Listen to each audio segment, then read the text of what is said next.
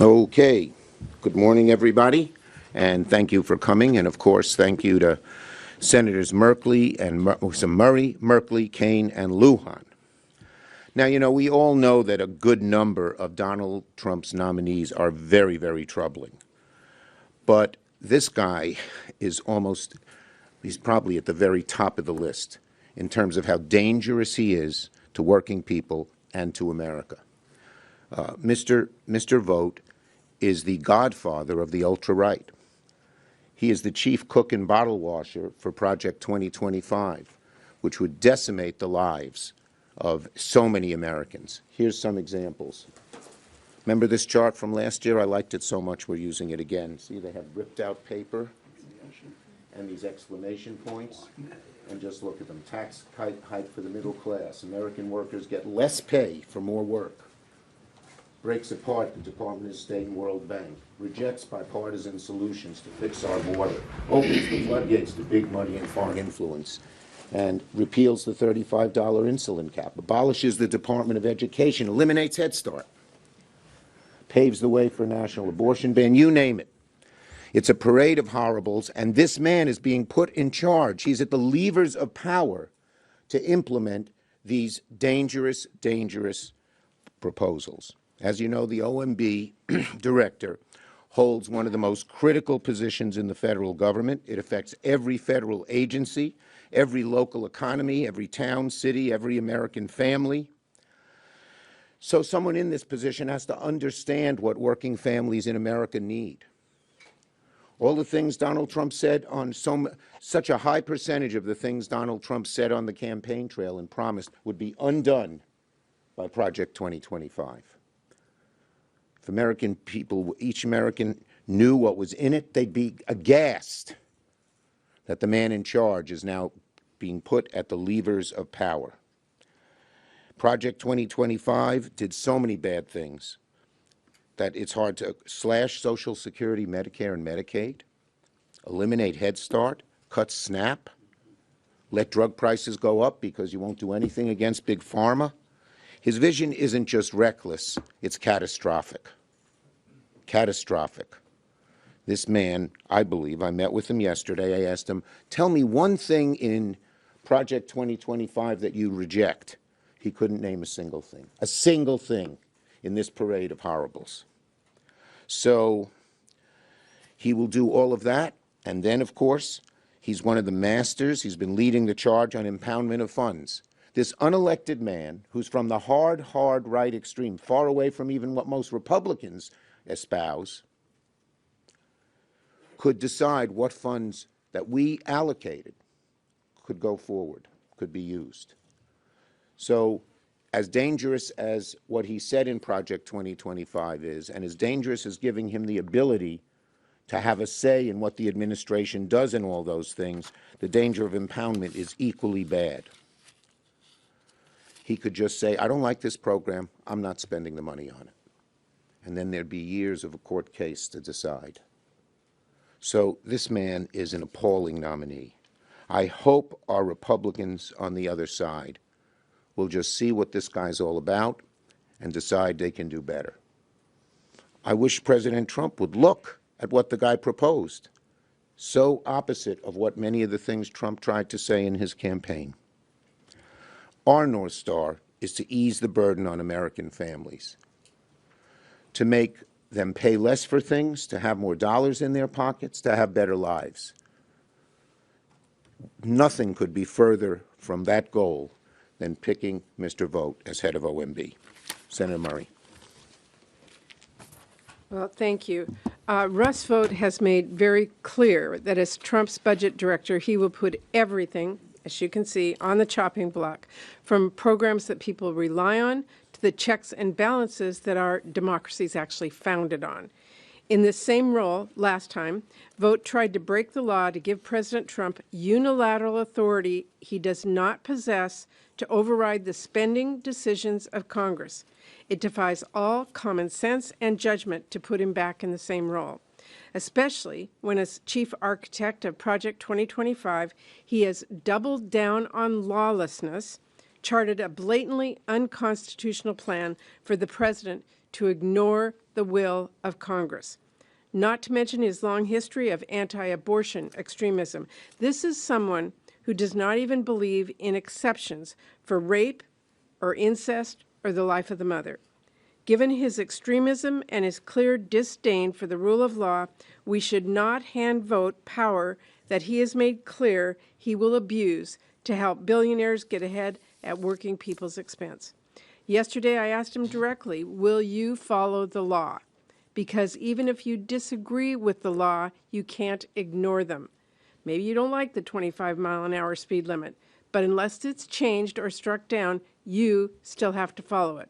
This is something every single American understands, except, apparently, Russ Vought. Because the Impoundment Control Act remains the law of the land, and the Constitution gives Congress, not the President, the power of the purse. And yet Russ Vought will not say that he will follow the law. If you're not willing to follow our laws, well, then you cannot be trusted to implement our laws. If you will not commit to respecting constitutional checks and balances, then why on earth should Congress or the American people entrust you with power?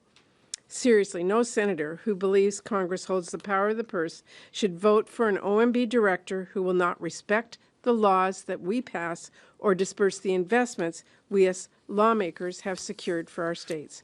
We're not talking about whether or not our constituents have their voices. We are actually talking about whether or not our constituents have their vote and voices heard. We're talking about the most basic ability of Congress to negotiate deals and do our jobs. How are we ever supposed to reach a bipartisan compromise here if Vought and President Trump are just going to ignore any bargain we strike, as the President has already taken sweeping action to do just that? That's not rhetorical. I want an answer. If the President can just decide he won't fund infrastructure programs that Congress funded on a bipartisan basis, how are we going to ever get anything done around here? What are the communities we represent who are counting on these investments going to do? And of course, when we talk about Russ Vought, we're talking about sweeping cuts to programs that people rely on every single day. Because Vought has made all too clear, as OMB director, he won't just draw blood. He will cut programs families rely on to the bone, SNAP, that families that are hungry rely on. A wall of paperwork to cut people off from their health care. Thousands of public servants forced out of roles serving the American people, all while he works with Trump to dole out more tax breaks to billionaires and the biggest corporations. The vision is all out there in public statements and Project 2025. Vought hasn't been secretive or subtle. He wants to ignore the law. He wants to ignore the will of Congress. He wants to ignore the needs of our constituents, and we should not give him that opportunity. I'll be making very clear to every one of my colleagues, especially my fellow appropriators, we need to maintain Congress's power of the purse and our most basic checks and balances. We need to ensure that our communities, Republican and Democratic, are protected, and we need to reject Russ Vaught's nomination. Thank you, Patty, because every member here, Jeff is chairman, ranking member rather, of our Budget Committee, new ranking member, and every member here is on the Budget Committee, and I want to compliment them all. I hope you watched the hearings yesterday, which everyone here did a great job. Chairman, or ranking member Merkley, one day to be chairman again. Well, thank you very much. Leader Schumer and Chair Murray have absolutely laid out the challenge, and it was so confirmed in the budget hearing yesterday. Let's understand this. The position of director of the Office of Management and Budget doesn't get the same attention as a Secretary of Defense nominee or an intelligence nominee or a health nominee, but that individual is the chief engineer of the Trump train. Yes, there's a car dedicated to defense and one to Secretary, but the chief engineer is the head of OMB. Different way of thinking about it is they are both the person who plans the flights in and out of all the airports and then make sure the planes don't hit each other. They are absolutely critical to driving the agenda. That is why this nominee, Mr. Vought, is the most dangerous nominee put forward by Trump. He has a three-part plan. The first part of the plan is to cut the programs for families across the country. Healthcare, housing, education, programs for children. That's the first part of the plan. The second part of the plan is to borrow a massive amount, multiple trillions, and run up the deficit. And then the third part of the plan is to take the money saved by cutting programs for families and the money borrowed from the Treasury to give tax breaks for the wealthiest Americans. Now, that plan has been re-emphasized 3 times. First of all, he served in this very role as chief engineer, director of OMB, at the end of the last Trump administration, and he put forward the last budget for President Trump, and it had exactly those 3 elements. And then he proceeded to run a think tank, or he created his own little think tank, and that think tank put forward the same 3 points. And then he became the chief architect of Project 2025, which again emphasized the 3 points. Borrow massively, run up the deficit, cut programs for workers, and give tax breaks to the wealthiest Americans. And in the process, he has shown complete disregard for the law. There's this fancy term, impoundments. Well, let's explain it this way, that Congress decides how much to be spent on each program. But Mr. Vought is very frank, saying, I believe that's just a ceiling. I believe the president gets to decide how much is spent on each program. Well, we had this argument back in 1974 when we had the Budget and Impoundment Control Act. We had this argument in 1996 when we had a single line veto, budget line veto, and it was struck down by the Supreme Court. This law is not in question, but today he says he will continue to violate the law when he is in this position. And in fact, it was the impoundment that he helped direct on Ukraine that led to Trump's first impeachment, and he holds no qualms about having played such a critical role and putting the president in such a terrible decision and a terrible political position. And he absolutely exudes hate for federal workers. My colleagues will say more about that. But let's understand, are you going to be doing your work as a civil servant in a nonpartisan, in accordance with the law, or in accordance with things that are against the law because of loyalty? Replacing our nonpartisan, capable federal workers is a big mistake.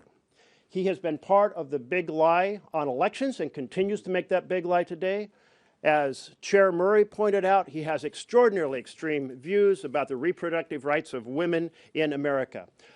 In sum, he is all about the golden age that Trump talked about as impeachment, at his inauguration, excuse me. And that golden age is for big pharma and big oil. That golden age is for Wall Street and hedge funds. That golden age is for big tech. But you know what it is for the rest of the working families, ordinary families across America? It's not the golden age, it's the dark ages. That's why we must reject this nomination. Senator King. Morning, everybody. So I have 140,000 federal employees in Virginia, and they all have families. They all have people who care about them all over the Commonwealth, from VA nurses to active duty troops to people doing food inspections. And these are hardworking Virginians that I represent. Russ Vought has an unusual degree of gleeful hatred for the federal workforce. He gave a speech that I asked him about yesterday where he said, I want bureaucrats to be traumatized when they come into work because increasingly they know that they are the villains. He wants the federal workforce traumatized because they should know that they are the villains. Who talks like this? Who talks like this? You all have been in many speeches where you've heard people say, we need to cut federal spending, or we need to deal with the deficit. We hear these speeches all the time, often from Republican colleagues who then don't take any actions to do it, but that is a standard way of talking about the issue of government spending. But I don't know of anybody, much less anybody being considered for a position of this magnitude, who has a gleeful desire to traumatize people who are working for the federal government. And when I asked him about that, you want to traumatize like folks who are going out to be the air traffic controllers out at Reagan? Well, no. You want to traumatize the people inspecting our food, our medicines, well, no. You want to traumatize OMB folks? People might think they're well, no. Traumatize those interdicting fentanyl at the border? Well, no. Why'd you say it then?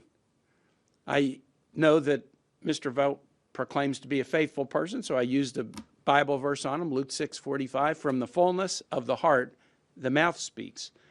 The way you capture a thought reveals something very important about who you are as a person. And this gleeful hatred of the federal workforce will lead to nothing good. The second thing, I just want to emphasize what the leader talked about with regard to Project 2025. Senator Merkley mentioned this too. Project 2025 had a kind of an origin story in another document that Mr. Vought was the key architect of. He set up a think tank. That think tank proposed a document about the federal budget. The title of this budget document was An End to Woke and Weaponized Government. Okay. Well, I'm interested. 104 pages. What are you going to do to end woke and weaponized government in your budget, Mr. Vought? And he explained, you look at the document, /SNAP benefits, /Pell Grants, /low-income heating and energy assistance programs, /rental assistance. I asked him about all of those. Tell me why these are woke and weaponized programs. And again, what he said is, I'm not here to defend that document. He wrote it. He named it. He's tipped us all off about what he's going to do. Nobody will be surprised when the Trump first budget comes over here and it's got the thumbprints of Russ Vought's Project 2025 and End to Woke and Weaponized Government all over it, slashing these programs that everyday people count on. He is a nominee who has told us all that he's going to do things that will be very harmful to the American public. We need to reject him. Thanks so much. Senator Lujan. Thank you, Chuck. Good morning, everyone. You know, to carry off of what my colleagues are sharing this morning after this hearing yesterday, I don't know how many of you had a chance to take it in. I'm going to carry forward a little bit where Senator Kaine was just talking about. While Mr. Vought responded to Senator Kaine in saying that he was not there to talk about this report that he authored. He's the coach. He wrote the playbook. When I asked him to further clarify why this group and this document was founded and put together, he owned it. He said it right there, his words to the committee and to the American people. So just make no mistake about what's coming. Mr. Vought is the person, the proof that this document exists, Project 2025, the documents that got put into it, this notion that all of these programs that make a difference, a positive difference in people's lives, to help when those utility bills get a little high. Right now, everyone's wearing jackets, scarves. You're worried about getting cold. We had this crazy storm that hit a big part of America that usually doesn't get piles of snow. Did you all see those photos in Florida? The entire South.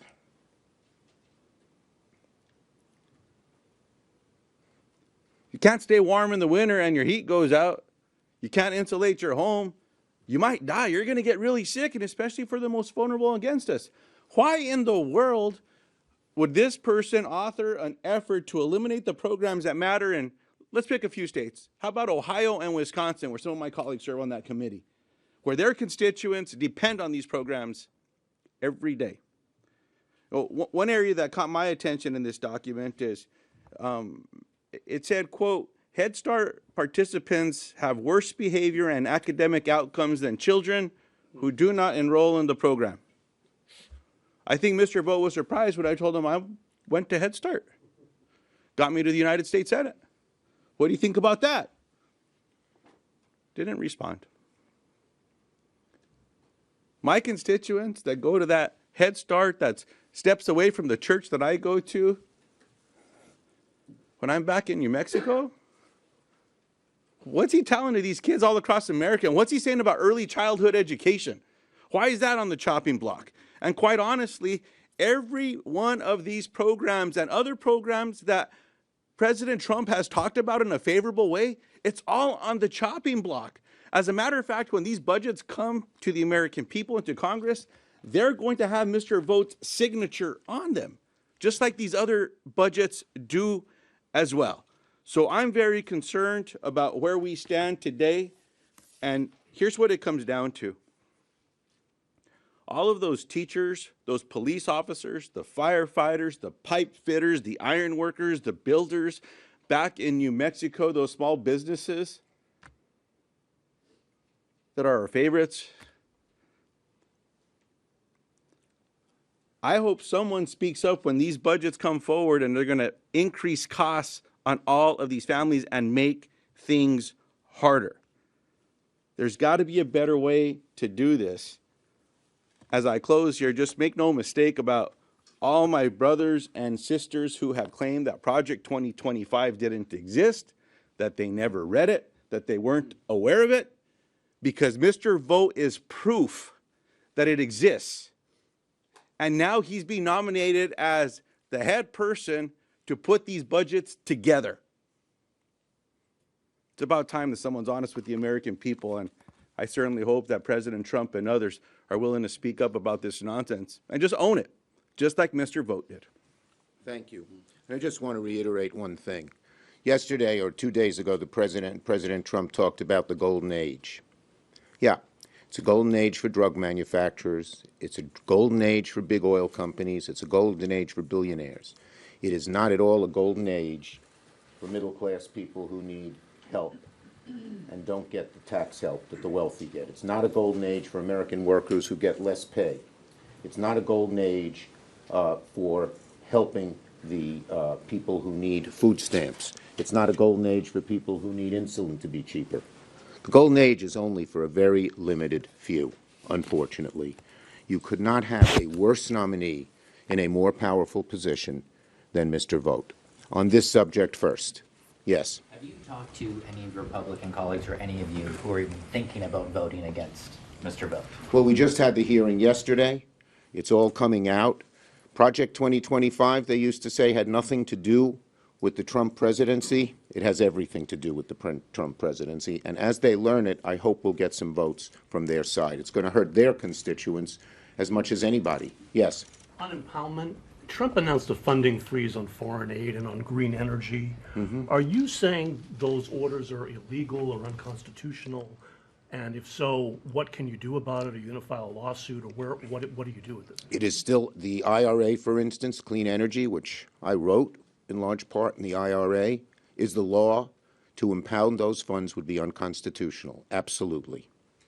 Yes. Other than Senators McConnell, Murkowski, and Collins, have you received any indications from your GOP colleagues privately that they're considering voting against Pete Hegseth's nomination? Okay, I want to stick to the subject. But on this subject, Pete Hegseth is so utterly unqualified. He ranks up there with Vought as one of the very worst nominees that could be put forward. The Defense Department, people's lives depend on it. Civilians and, of course, the men and women in the armed services. And Pete Hegseth has shown himself not only incapable of running a large organization, he often shows himself incapable of showing up, or showing up in a way where he could get anything done.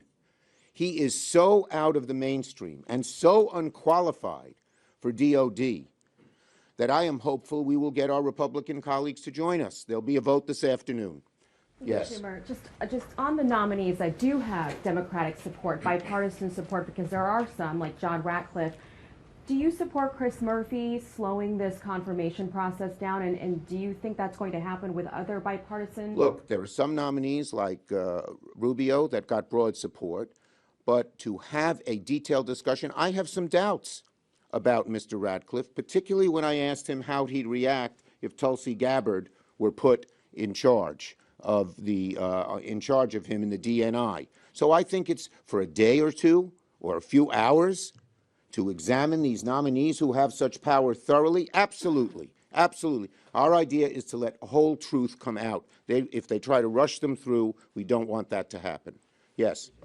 On federal workers, what is your reaction to them, to the Trump administration ending telework for federal workers? It affects a lot of different workers who've been working from home recently because of the COVID. Yeah, and I'll call on Tim, who's been our federal expert. But telework works in a lot of ways. To just take a blanket brush across and say get rid of all telework is going to hurt millions and millions of Americans who depend on these people doing their jobs. There are many ways that telework is very, very effective. And when you say get rid of all telework, it just means you want to take a dagger to the heart of federal workers and the federal government. Tim, do you want to follow up? I'd love to tackle that one. There was a hearing in the House not long ago, last year, where the OPM director appeared before the House for the last time.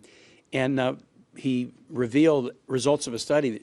The percentage of federal workers that telework is lower than the percentage of private sector workers that telework. Why is that?